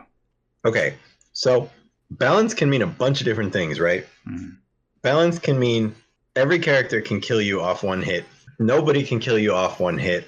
Or some characters can kill you off one hit and some can't, but the ones who can't land more hits, right? Balance can mean, as in the case of Skullgirls, everybody has the same health. Balance can mean, as in the case of Third Strike, some characters have more health and some characters have less health, and Third Strike actually got it almost correct. But the same thing can mean imbalance, right? Marvel 2 has Sentinel, who has the highest health in the game and does the most damage per hit out of anyone in the game, and was supposed to be big and slow and ended up being big and fast. So now he's damaging, resilient, and quick. Balance, okay, I guess I'll start by saying developers have no idea what the balance of their game is going to be before it comes out. It doesn't matter what they say. It doesn't matter who they are. No one knows. Because players will always find things that the developer never intended. And they'll find them pretty quickly because 1 million people can do a lot more searching than even 100. Right. You never know what's going to end up good. You have some sort of basic idea of like the first order optimal things in your game, which if you don't know that term, there's a wonderful, I don't remember the name of the series now, and I'm going to feel really bad about that. Extra credits. There we go. Had a wonderful episode on first order optimal strategy. So the developer knows the first order optimal strategy because that's the only thing they've had time to find, right? This is really good when no one knows anything. Past that, no one knows. You can do things like try to design a character to be super good. There have been various things that have stated that Smash Brothers did that or Street Fighter 4 did that or whatever. But you still don't know as a developer. You can give a character all the tools in the world and make them plus on all the things ever. And as long as they're not Ivan Ooze, you don't know that they're going to be that good. And even if they are Ivan Ooze, you don't know that some other character doesn't have something where they can just kill Ivan Ooze outright, right? Right. You guess and you try to make sure that things are fair or as fair as they can possibly be, but you actually have no idea. That said, there are a lot of different ways to look at balance, and I think one of the ones that people gloss over all the time is fun is almost more important, right? Because Marvel 2 is pretty imbalanced, right? The balance among the top tiers is pretty good. The balance among the top tiers and everybody else is complete crap. It's still really fun, even if you play low tiers, because there's so much that you can do and there are so many different options. And that was the thing that I actually wanted to touch on. there are a lot of different ways to look at balance. Matchup charts is one, but matchup charts isn't the whole story, and matchup charts are based on opinion, and the only way that you can have anything other than one individual opinion is to have a consensus, which requires a lot of data and a lot of time. There's also the fact that knowledge of the game is almost always incomplete. I mean, look at what happened to Yoshi recently, right? Yoshi was considered unplayable for like years and years and years and years and years, and then somebody actually explored what they could do, and like, they're okay. They still suck in some particular instances, but that doesn't mean they're Ganondorf, right? Okay, so Justice in Guilty Gear Accent Core Plus R is matchup chart balanced, okay? Which means if you just look at her matchup charts, she's almost at a 5. And if you don't know what matchups mean, you can go look those up, but they're rated 0 through 10 among how likely it is that that character will win percentage-wise if both players are of equal skill, which is another thing people gloss over. I'll get back to that. So if you just look at Justice's agreed upon matchup chart, she's basically 5-5 across the board. The problem is that's because that's an average, and what she actually is like 3-7, 2-8, 8-2, or 7-3. So she has a bunch of matchups that she loses really badly, and she has a bunch of matchups that she almost wins for free. So technically, that character is balanced. In reality, that character is incredibly unbalanced because either you're fighting the most uphill matchup in the world, or you don't even have to think and the other person is fighting the most uphill matchup in the world. And that's actually what you want to avoid. You can have matchups in the game that are tilted one way, as long as it's not this character struggles against almost everyone for some reason, or this character is almost free against everyone for some reason. And like, again, I'm ignoring bugs because bugs are never things that developers can catch. But the interesting part about the way to think about balance is that it comes down to almost nothing except options, right? Right. So my favorite example of this is Tager versus New 13 in BlazBlue CT, because that's not a matchup where Tager loses because he got touched, like versus Carl or Rachel. Carl throws Tager and the game is over because Carl had a clap loop that was ridiculous. But that's beside the point. So I'm ignoring that one. That was a really bad matchup. But V13, sorry, I'm used to calling her V13 in text. New versus Tager in CT, or an even worse one, Hazama versus Tager in CS, are matchups that are basically unwinnable because of the options available to both characters. So Tager has a projectile he can charge up that requires time to charge it up, can go full screen and eats all other projectiles and lands a hit and lets him combo you if it touches you. And he has a move that is projectile invincible, but not physical. Projectile auto guard, whatever. It doesn't make a difference in this case. That is not physical defended at all. That goes most of the full screen that you can't cancel once you started it and has really long startup. So what this means in those two matchups is the other character can stay full screen, throw projectiles. Tager has to either do the move with a really long amount of startup that he can't do anything except make it longer, which allows them to stop doing whatever they're doing, block it, and then punish you, or just beat it outright, even though it'll go through their projectiles if they're not paying any attention. Or he can charge up a Spark Bolt and then throw the Spark Bolt, which once he gets the Spark Bolt, the other character becomes a lot more cautious, but they still have projectiles that they can do from non-Spark Boltable heights, or projectiles that they can put out that mean that even if he throws the Spark Bolt, he gets hit out of it, etc. And in Hazama's case, he can run away in areas of the screen that Tager can't reach. Tager needs to get you next to him or hit with a Spark Bolt or touch with a Spark Bolt to magnetize you, which Hazama can completely avoid at any distance Tager is going to do it. And Hazama's tools mean that the further away he is, the better combos he gets on you. So those matchups I usually use as why you can't balance for health, right? Because you could give Tager 50,000 hit points in that matchup, and you could give Hazama or New like 1,000, and it really wouldn't matter. You would still lose the same way. You might win by time up if it was health percentage based, but like you're not going to actually like win. Right. But the other thing that we can use that for is why you need to do what you need to for balance. And the thing that you need to do for balance is every character needs to have options of some kind, good or bad, against everything else that other people can do.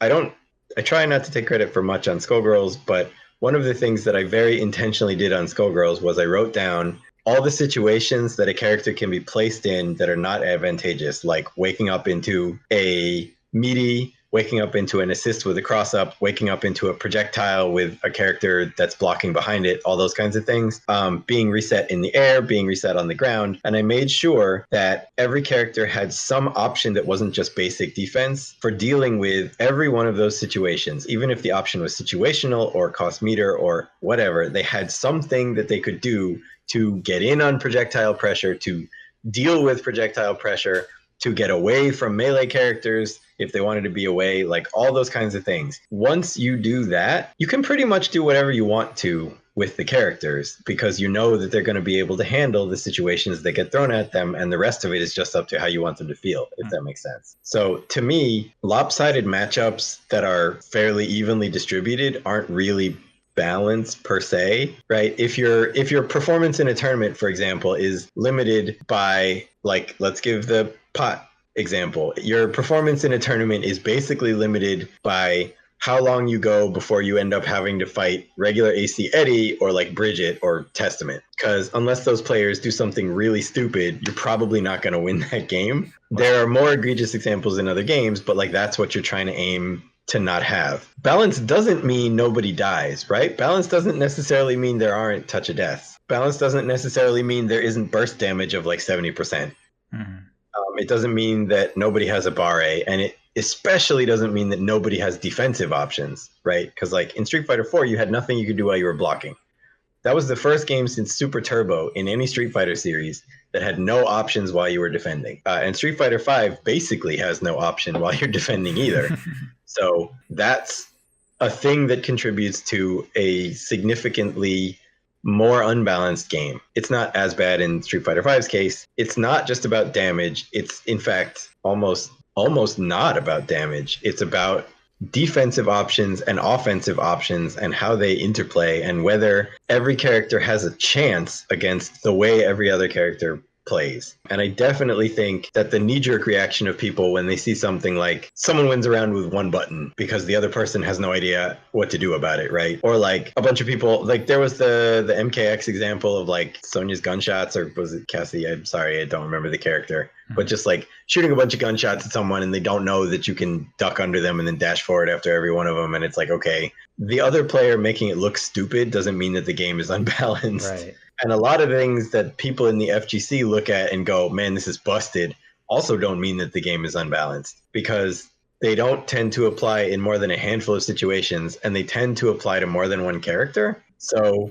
the really big problem with balance is that you can't predict it going in, and you never really know the end result. All matchup charts are theoretical, because unless it's an actual 10-0, like there were a couple of those in World Warrior, but like the Super Nintendo World Warrior, like Honda starts in Zangief's SPD range. And like I said before, you can throw people out of hit stun or block stun and there's no reversal. So like Zangief gets the SPD, Honda loses that round.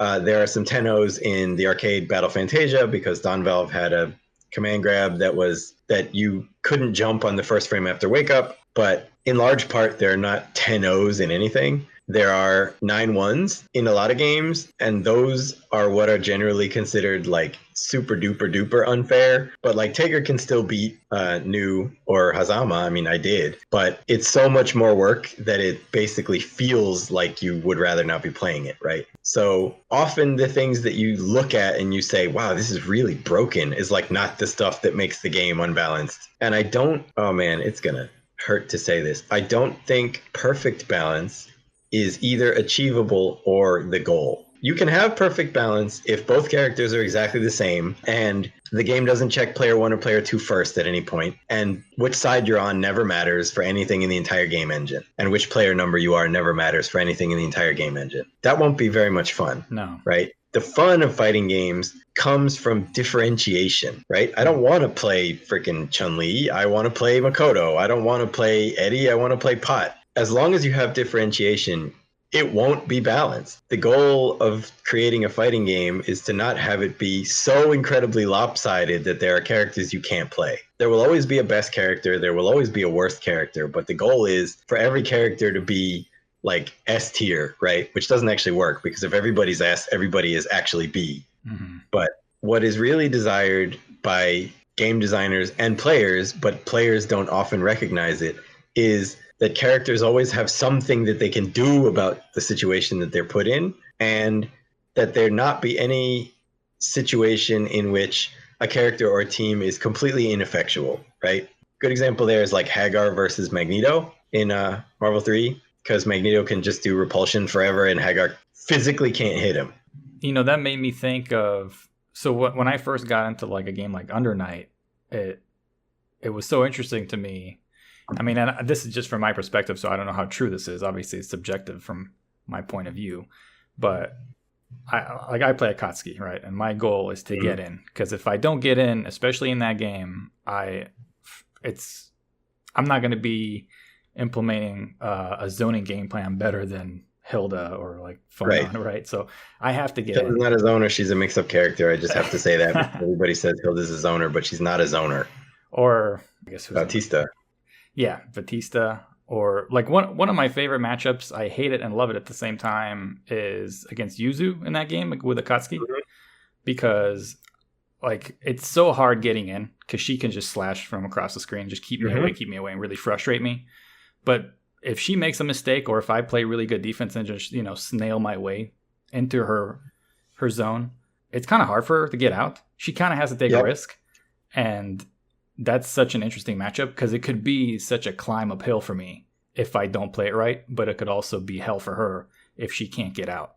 And it's and that's really the cool thing matchup that actually makes games fun is when different characters have different situations that they're in advantage or disadvantage, and your goal is to get your advantage and their goal is to get their advantage, and they're different goals, right? If that's why a lot of people hate mirror matches, because it's like everything I can do really well, they can also do really well, and everything I'm poor at, they're poor at, and it's like I don't get to do my stuff because my stuff is your stuff, right? That's what makes fighting games interesting, and that's the reason why you suffer imperfect balance, right? Because like that slash that's -4 at full screen doesn't really matter, but that slash that's -4 as getting out of pressure up close is going to get you killed afterwards, right? Yep.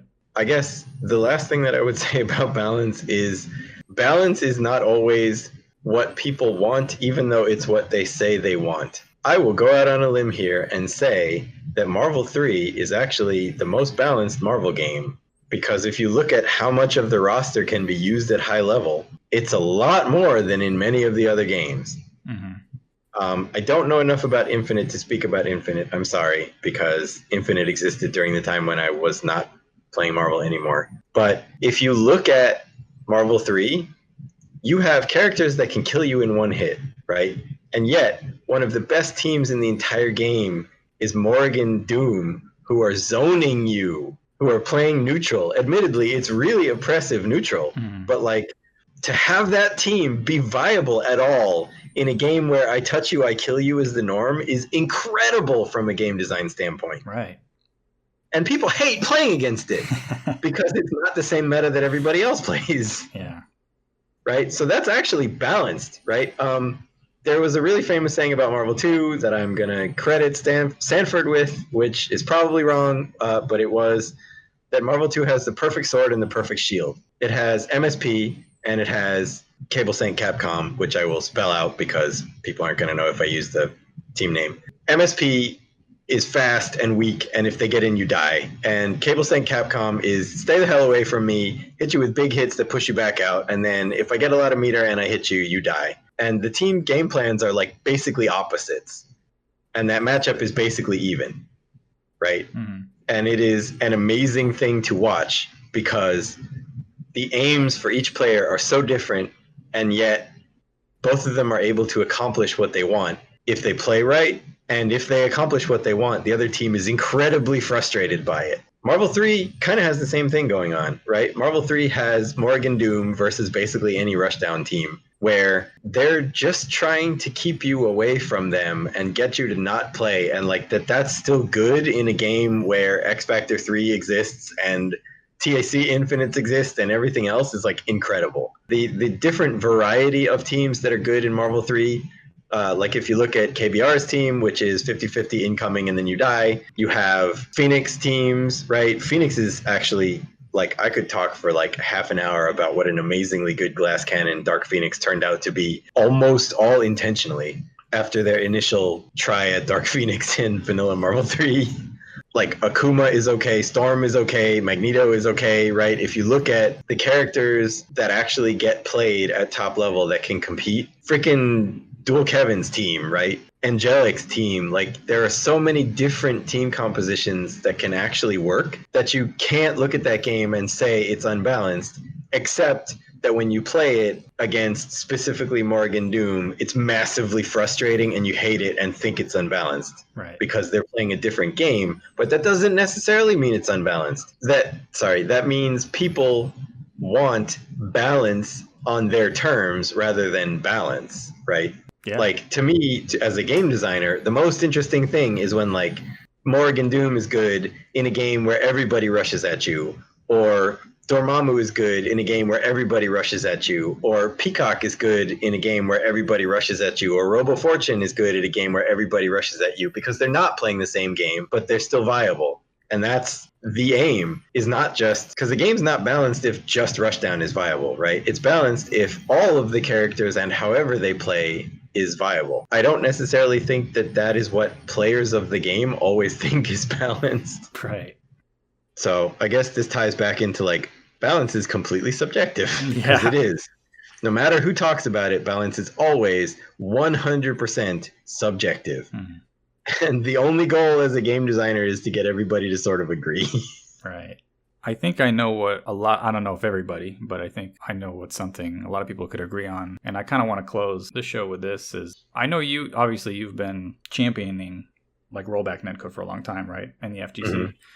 And it seems like, every year there's some sort of like underlying theme, right? In the FGC, whether it's more integration of esports or accessibility in games or whatever it is. It seemed like even before the pandemic, rollback netcode was really starting to get more momentum. As someone who's really been championing this for a long time, obviously Skullgirls and Killer Instinct, why do you think now the FGC has started making a bigger deal out of this than really like 2014 or like 2012, or like, why do you think 2019, 2020 has been like the year where the FGC has been like, hey, maybe we should make a change about this? I guess I'll start by saying, can we get a year where the FGC topic is tolerance and actually calling people out for being complete crapheads, and where tournaments have the guts to like treat good players the way that they treat bad players? That'd be nice. Okay, so I think a large reason for that, okay, there are two of them. The first one is that the FGC keeps getting bigger, right? I mean, even though the FGC is still infinitesimal compared to like the number of people who bought Smash total, the FGC is bigger than it's ever been. I mean, Evo 2004 had like 700 or 800 people, and it was extremely exciting. And like games now get 3,000 entrants, and that's not even all of the tournament, right? Like smaller tournaments get like thousands of people showing up. I mean, the FGC is bigger, more active, and more, I guess, communicative than it has ever been. With that comes many more people being interested in fighting games, right? And most people aren't going to travel to tournaments. Like, most people aren't going to shell out money to fly somewhere. They're not going to pay an entry fee. They just want to play the fighting game, right? A great number of people in the world live somewhere that's not the United States of America or Japan, right? Right. With a more spread out population, smaller communities, worse internet infrastructure, all that stuff. The advent of Street Fighter V actually kind of put a spotlight on having delay-based netcode versus not, because even though Street Fighter V messed up their implementation of rollbacks, you can still play people a lot further away with that game than you can with delay-based netcode. Mm-hmm. Meme videos notwithstanding, where Ken is teleporting all around and all that stuff. Like, in general, the thing that rollbacks let you do is play people further away with less delay on your own character and experience the game the way that it normally works offline, no matter what. And I think the larger amount of interest in fighting games just all over the world and from everyone has put more of a spotlight on online play, because also online play is not a gimmick anymore, right? Right. I mean, when Skullgirls came out in 2012, by the way, rollback netcode in a real game since 2012. Step it up, everyone. When Skullgirls came out in 2012, online was kind of like, yeah, all right. I mean, I guess there's online, because like most games, online sucked, right? Mm-hmm. It's become apparent enough, especially with the advent of like MOBAs exist and first-person shooters have gotten all their netcode lag-hiding cheaty stuff down to like an incredible science, right? And you have StarCraft 2 and things like that are just doing an excellent job of showing that just because you live in the middle of nowhere doesn't mean you can't enjoy a game. With the popularity increase that new Street Fighters and new beautiful Guilty Gears and a new Tekken and a new Samurai Showdown and all that stuff brought to fighting games, more people in more places who don't live near other people who play those games has become more of a thing. And with games using rollback, with some games using rollback like KI or Power Rangers, I'm going to skip the games I made or helped make, or Garo, you can really feel the difference.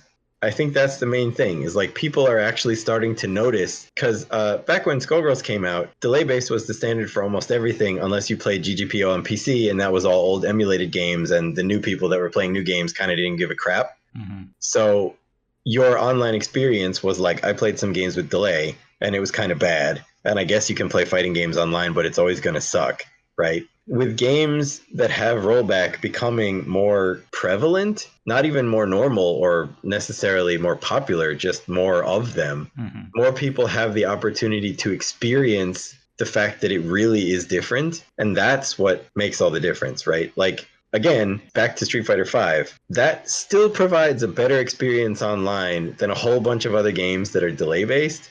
So if you played Street Fighter V at the beginning when it came out and was a giant name, right, it's a Street Fighter, oh my god, everyone's going to try it, and then you don't like it or you move on to something else because the next new thing came out and the next game you play has delay-based netcode, it really just makes you go like, what the hell? Why am I doing this? Right? Why am I subjecting myself to this? It's one of the things that has helped keep Street Fighter V's player base alive. You can play people online and the matches are better than they are in a lot of other games.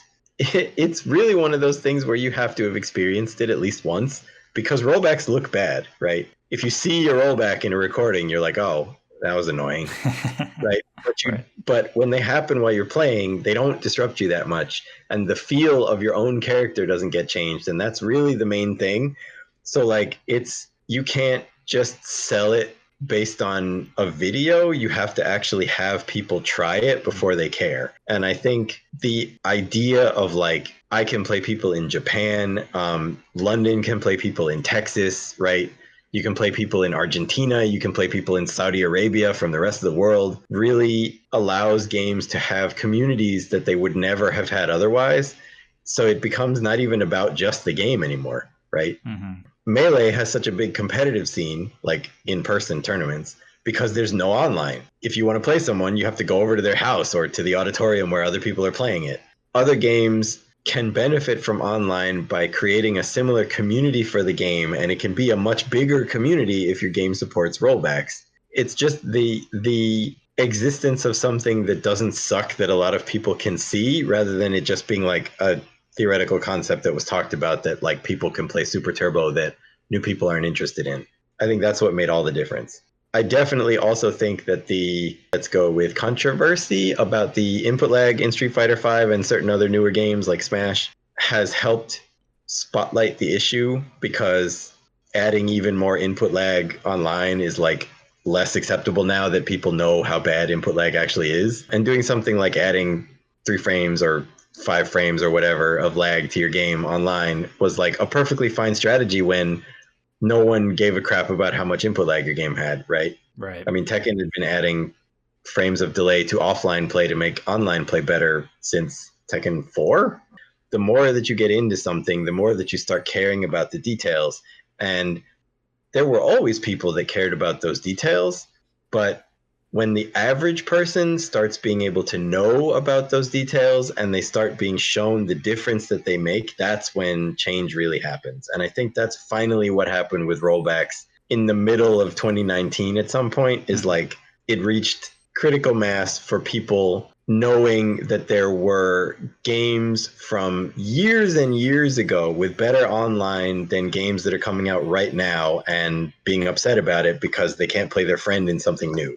And I would say, honestly, it's been a big part of the fact that, I can't go play locally and there are no majors, so I can't have that local experience anymore because of the pandemic. that, I've been playing more online, and I guess because my online experience prior to this was like short bursts, right? So I wouldn't be affected as much by delay-based netcode as far as like my experience would be like, well, that kind of sucks, but then I would leave and then come back and then it would almost reset. But since the pandemic, I've been playing more online, and it builds, and I was just like, man, this is awful. Like trying to play Unist online or Tekken online, it's not fun, and it really takes away from my enjoyment for the game. So, like you and I were talking about, how much you love Juggernaut and how much I love Akatsuki, but I think I've made a decision where it's like, I rather play something like Skullgirls or them fighting herds and be able to play it and really enjoy playing with friends, even if it's not like the specific character that I've been enjoying for years, just because of the way I get to play the game. And because you actually get to play the thing that you're playing instead of like fighting with your internet connection. Yeah. I will say this, and I say this often, and it's one of the reasons that I'm surprised that people think I'm so shit talking on other games. What I want is not for every game to be the game I made. What I want is for every game to be as good as the game I made, which I will say is good in the mechanical areas, so that the other people who like the other games can play those games the way they want, right? I don't want you. I mean, I am happy if you pick up Skullgirls and you like it. I'm happy if you pick up Fighting Herds and you like it, or Power Rangers or Garo or anything with rollbacks. But what I want is for you to not have to quit the thing you already like to go play something that you can play. I would love if everyone in the world likes Skullgirls. That's never going to happen. I would really prefer that everyone who doesn't like Skullgirls doesn't have to play Skullgirls just because their game has crappy online. That's what I want, right? If you really want to play Street Fighter V or Granblue or Strive or whatever, I want you to be able to play that game. I don't want you to have to play my game that you possibly don't like. That's all I want, and that's why I've been talking about GGPO for 8 years. Also, like, I gotta say, if there were a Lifetime Achievement Award that I were able to give out for fighting game related anythings, at this point I would give it to Tony Cannon, because even though he hasn't worked on a huge number of fighting games and completely ignoring the existence of Evo, which is another thing that people should get awards for regardless of what I think of Evo, he invented the concept of rollbacks, right? Like, it's one of those things where it's like when someone explains to you how to do it, yeah, you can do it, but to figure it out, that's a whole separate thing. So we would not be here at all if it weren't for him, and I think that basically the entire FGC kind of owes him at this point any kind of gratitude that they can give. It's amazing. And I'm really excited that you got those 4 games at EVO Online to just like spotlight. I think it's important, especially for more people to kind of see what everybody's talking about. To me, the thing that rollbacks give you is that you can stop worrying about, oh, I'm playing online, and just play, right? Like, yes, there are additional frustrations to playing offline. That will never not be the case. But the actual gameplay itself, you just play the game like it's the game. And for the most part, it is. That makes all the difference in the world. And it is also really rare for a genre of game to have something like this tailored to their very specific needs, right? Because the way that first-person shooters camouflage lag was like a long evolution over a long period of time, whereas rollbacks just sort of like sprang up and were designed exactly for fighting games. So I like, as a community, we're actually really lucky to have that as a thing. Yeah, no doubt. It's exciting to see what happens in the future. I hope more games can implement this. I don't know if it's going to happen within the next 5 years or 10 years, but hopefully, hopefully this is the standard for every game. It doesn't really matter what region it's being developed at. Just, I hope it's a thing. Yeah. I mean, if your game is aiming for a worldwide audience, you should at this point. I mean, you should have a long time ago, but like you definitely should now, because it can really give you a worldwide audience. I think it should become another feature that will be standard on everything, or else people are going to be very upset. And I'll use the example that they were very upset about on Skullgirls, because I have that. I think rollback netcode should be as standard as in-game move lists for fighting games. Because we had to pick, actually, between having online or having move lists, because we had one programmer who had one amount of time. And we picked online, and we got a massive amount of crap for not having moves lists, which I had thought was like, oh, okay, we're not going to have move lists. It's not really that big a deal because most of the stuff I play doesn't have move lists. And in the time between the last game that I actually cared about and when Skullgirls came out, it had become the standard Right. to include them. And people were like, how could you possibly release the game without this? Right? Like, I would love for rollback netcode to become that thing. It's kind of like what you were talking about with Guilty Gear, going from reload to strive. Yes. I had missed out on the intervening years and thought that this would be okay with players, and I was wrong. Mm-hmm. Like button config on character select, like that kind of thing. I think rollback should be one of those features that's just like, it's integral to your fighting game now, and there's no argument for not having it. Yeah, absolutely. That's pretty much all I have for this podcast. I really appreciate the time. This has been great. I learned You're a lot. welcome. I'm happy to be here. Yeah. People want me to talk, I talk. I never know why they want me to talk, but I'm glad that you do. No, this is really cool. There's a lot of things that I learned from people who really have been around fighting games for a long time. Because, I mean, I've been around, but not in the same capacity. Like, I'm still fairly new, I feel. And it's really cool to learn from, like, past experience of other people, especially with stories like yourselves. And it's also important for people to listen to this stuff because, you know, fighting games haven't been around for that long if you really think about it. Just because video games haven't been around here for that long. So there's always more to learn. And I just like... just having conversation with people. So yeah, this was really informative. Fighting games have gone from, I still remember this, and I bet I could look this up. It was either 2011 or 2012. IGN did their like year-end summary of video games, right? Like all the stuff that happened in different video game genres. And they had them for like FPSs and sports games and racing games and stuff. And the fighting game one that they put up, that they left up until people complained later that day, was, we don't have a summary for fighting games because really, who gives a crap about fighting games? And then they changed it to like a retrospective of all the fatalities in the Mortal Kombat from that year or something like that. Oh. So we've gone from that to fighting games being featured on ESPN and in like publications like US Gamer and places that are not fighting game centric. So yeah, there's been a lot of changes within the genre and the community, and I think like we're finally at the point where consumer voices will be heard a lot more than they were in the past, because in the past it was just like take what you can get. Right. Yeah, I guess to close it out, I don't know if you're big on plug-in stuff or whatever, but if people want to find you. I got a Twitter, Mike Z Says, SEZ. I have a Patreon if you really want to give me money for some reason. You should really try Them's Fighting Herds. You should really try Indivisible, which is as close to a fighting game as an RPG has ever been. You should probably try Gyro and Power Rangers while you're at it. I'm not going to say Skullgirls because everyone expects me to say Skullgirls. You should try Skullgirls. I'll say it. Okay. I mean, look, play a game, and if you find it interesting, continue to play it and ignore what other people tell you should play as long as you're having fun doing the thing you're doing. For sure. I guess if I could piggyback off of one thing, because I forgot to ask you, how was working on Indivisible? Because it's running on a fighting game engine, but it's an RPG. Well, how was that experience? It was more difficult than we thought it was going to be because we drastically underestimated how much fighting games get to skip.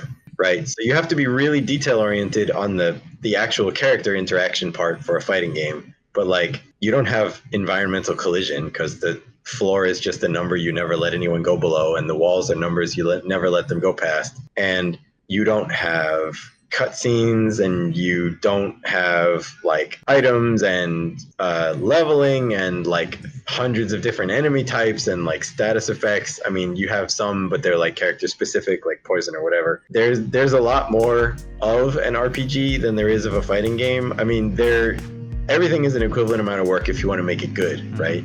But the ways in which that work was required on Indivisible were definitely new to us.